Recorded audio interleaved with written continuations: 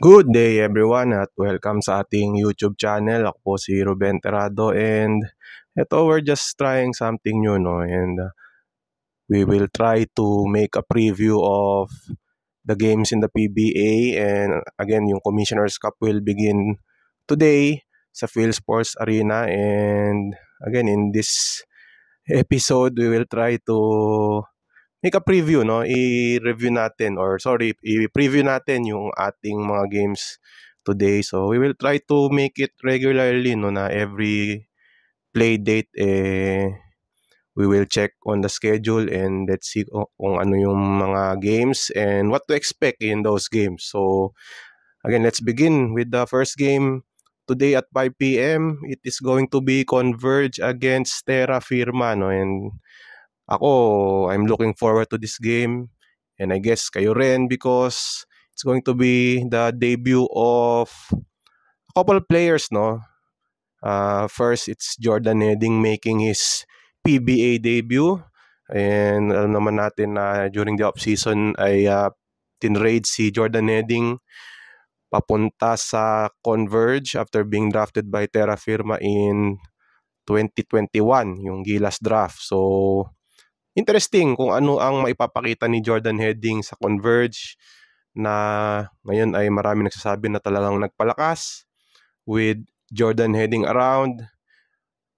One time bumisita tayo sa tune-up game ng Converge and we really saw yung outside shooting prowess ni Jordan Hedding.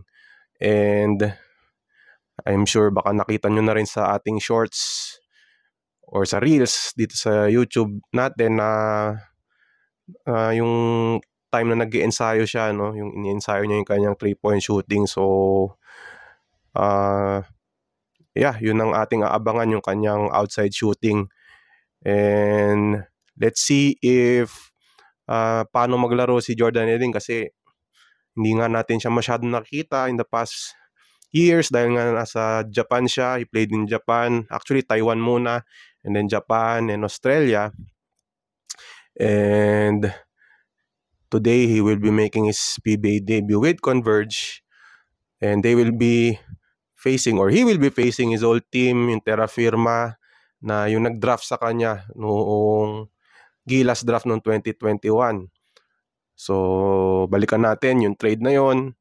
Nakuha nga ng Converge itong si Jordan Hedding, replacing or ayun nga, nagpalit in exchange of Aljun Melesio, Kit Saldivar, and a future first round pick. So, yan, tingnan na natin kung anong may papakita nila Aljun Melesio and Kit Saldivar sa kanilang new team, yung Terra Firma, na hindi pa natapos yung pagbabago, no, after nung trade na yon. As yun nga, last Monday nakuha ng Terra Firma itong si Terence Romeo and Vic Manuel in a trade with San Miguel, at pinakawalan na nga ng Terra Firma itong sila Wami Chongson and Ray Kahilig. Napunta sa kanila mga veteranong players na si Terence Romeo and Vic Manuel. Ngayon, yun nga, dahil nga kaka-trade lang sa kanila nung Monday, let's see kung maglalaro yung dalawa, kasi wala pa tayong nababalitaan, although we expect them to play dahil nga nasa roster sila, pero nga we assume na kaka-ensayo lang nila Terence Romeo and Vic Manuel sa Terra Firma. So I'm not really sure kung gamay na nila yung sistema ng new coach na si Raymond Chongson, or sorry, Raymond Chongko. So let's see, hopefully nga makita rin natin sila maglaro, but I won't be surprised kung hindi sila maglaro dahil nga syempre hindi pa nila masyadong kabisado yung sistema. But kung maglaro sila, definitely it's going to be a big help for Terra Firma in their odds of winning against tong Converge. Second game naman tayo. And before that, actually, ang abangan din natin pala sa first game is yung debut nila Mark Nonoy and CJ Katapusan, dahil nga finally maglalaro na sila for Terra Firma after finishing their commitment sa MPBL. So it's going to be exciting. Actually, personally, I'm excited to see Mark Nonoy dahil nga nagpakitang gilas talaga siya during his college days, even nung combined. Nakita natin yung athleticism niya, so let's see if that will translate sa PBA. Yun nga, Mark Nonoy joining several rookies na nasa Terra Firma na ngayon, Paulo Hernandez and Didat Hanapi. Again, let's go to the second game. It's going to be Eastern against Phoenix at 7:30 PM. Ngayon, isa ring interesting game to dahil nga first game ng guest team na Eastern. Actually, ang official name talaga nila is Hong Kong Eastern, but for this conference, they will only be named as Eastern. Narinig kasi natin na nagpaalam yung Eastern sa kanilang federation if they can be called Hong Kong Eastern, but I heard na hindi ata sila napayagan ng kanilang federation. And so they will be only called Eastern. Although sa mga other leagues nila like yung EASL, they are called Hong Kong Eastern, but this time around for the PBA Commissioner's Cup, officially their name is Eastern. But again, they're from Hong Kong, and tingnan natin kung they will live up to the high standards that was set by the Bay Area Dragons noong 2022-2023 season. And yun siguro yung aabangan natin. Can Hong Kong Eastern or Eastern match or even surpass yung standards na talagang sinet nitong Bay Area Dragons? It's going to be a tough task for them. But good thing for them, may mga familiar faces sila.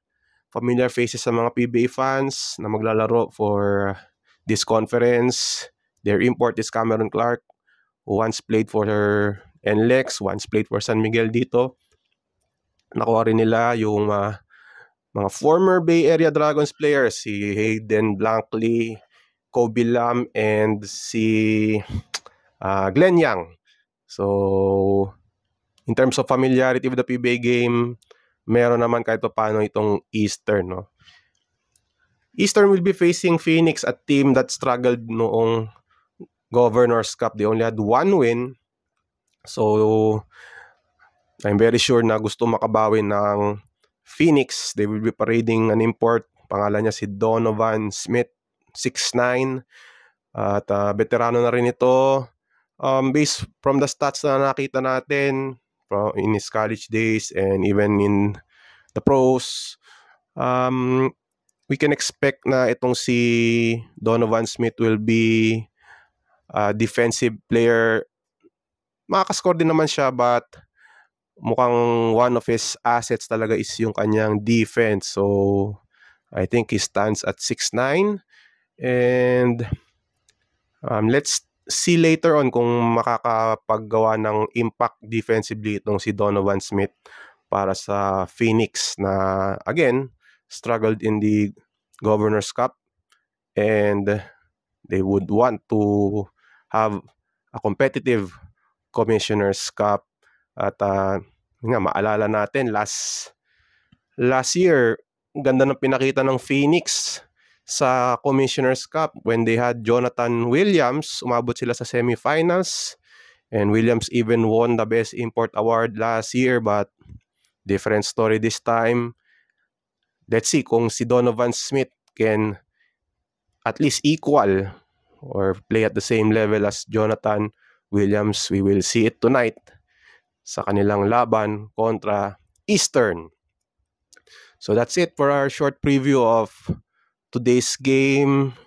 And kung may time tayo mamaya, we will try to review the games later. But if not, try natin maging regular itong ating preview of the games before the games will be played. Pag-usapan natin konti, and hopefully you could also comment down below kung magkaroon tayo ng episode later. Basahin natin yung inyong mga comments for your impressions about the games of the opening day of the PBA Commissioner's Cup. So, yun, check nyo rin po yung ating mga interviews. We have interviews with Jordan Heading to get you ready for the Commissioner's Cup. And kung gusto nyo balikan yung mga naging pahayag ni Coach Tim Cone sa Gilas Pilipinas, kanilang panalo, meron din po tayo niyan. So again, I'm Ruben Terrado and thank you for your support sa ating YouTube channel. And don't forget to also read my articles po sa spin.ph. Diyan po tayo mababasa. Please also support on the website for other sports stories. We will try to ilagay yung mga links in relation to today's game para rin po mabasa ninyo. So, okay, good day po sa inyo and thank you for your support dito sa ating mga different platforms, especially sa spin.ph. Good day everyone!